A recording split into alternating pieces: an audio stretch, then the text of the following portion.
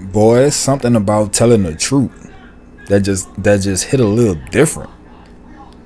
It's something about it. So if you're not familiar with what's going on and kind of what the scenario is, Kendrick Perkins had some interesting comments towards JJ Reddick and their conversation concerning the MVP of the association this year.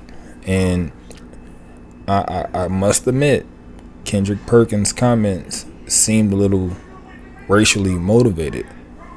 But what I like about his comments that miraculously got deleted, I think he shared this post on Instagram or Twitter or somewhere, and then once he posted it, it got deleted. But of course, somebody kept it, right?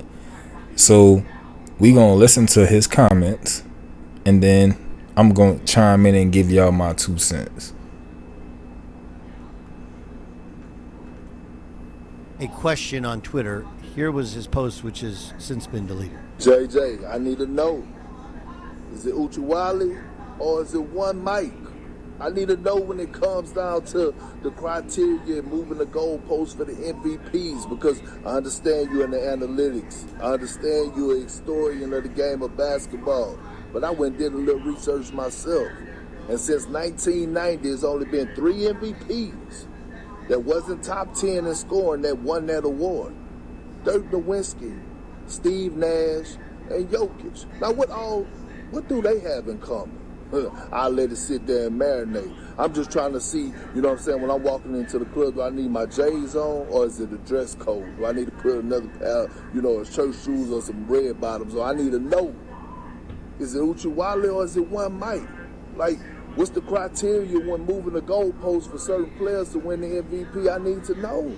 Because it seems like the goalposts move every single time when we want to push it out there, this particular player that we want to win the MVP. Because we all know in 2006 when Kobe was averaging 31, when the Lakers were the 7th seed, and the roster that he had compared to Steve Nash, and Steve Nash won his second consecutive MVP in 2006. Was he really supposed to win that? Was he really supposed to outdo Kobe that year?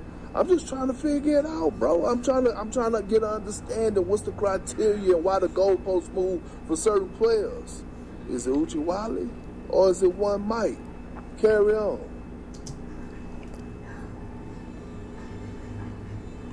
So you heard what Kendrick Perkins had to say, and of course, it wouldn't be Joe if Joe didn't like the fact that he threw Kobe in there, right? He brought Kobe's name up.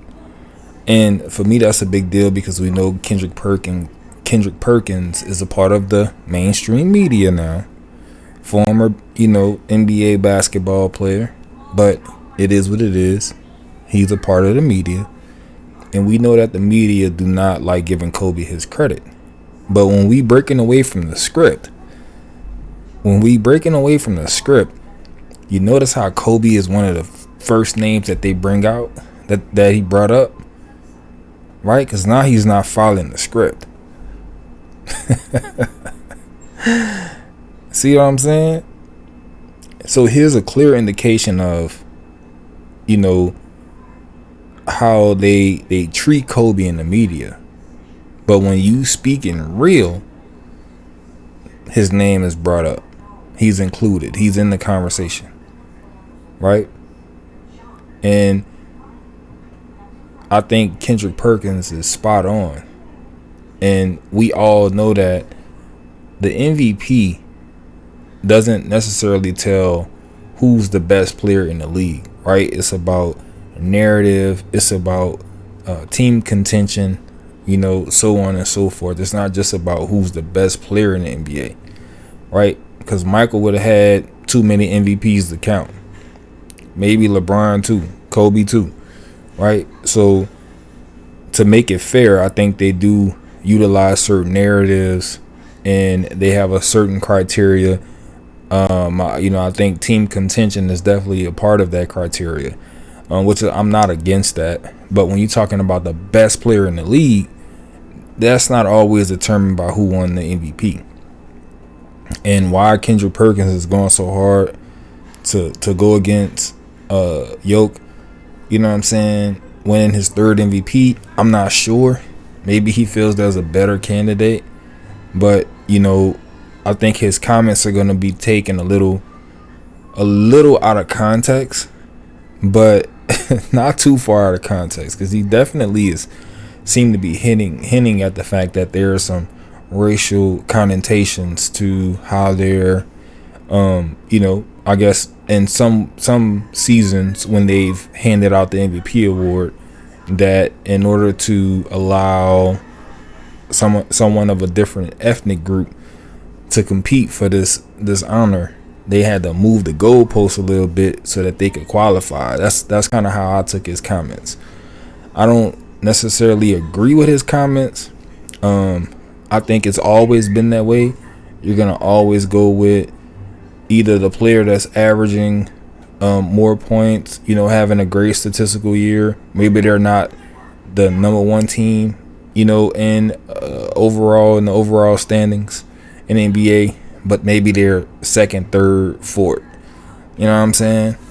But you have to be doing something historic, you know what I'm saying, to not be that number one seed, you know, and win league MVP. It has to be something else going on for you to get that honor. Other than that, historically, it's gone to that, you know, overall seed, number one overall seed with their best player. But Steve Nash should have not been the league MVP. I'm sorry. Like, he should have not. Like, Steph Curry was averaging, you know, 20-something points.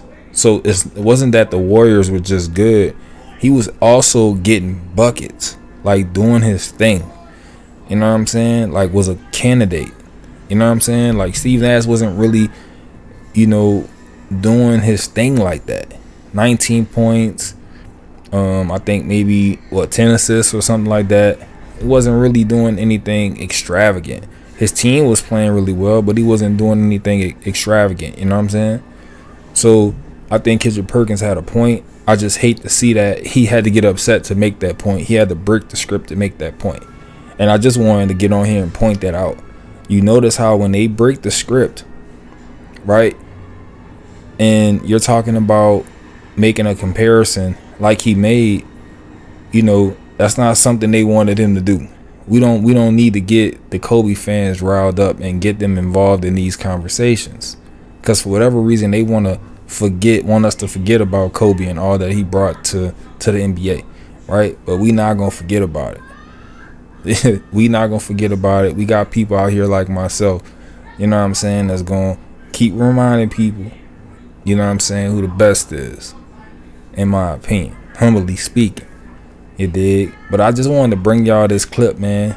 Wanted y'all to chime in and let me know what your thoughts are, you know, and let y'all see what is really hitting for, man, when these people take off the mask, you know what I'm saying, and they come from behind them curtains. Because Kendrick Perkins came from behind the curtains today. He you know, he not reading the script. He passionate about this topic and sound like he a little pissed off as well. But anyway, man, this was just a quick video, man. Wanted to bring this to y'all. You know, let me know what y'all think, man. Hit that like button, subscribe to the channel, bro. It's free to do. It don't cost a thing, man, to support the channel. Until next time, bro. This your boy Joe Squad. I'm out.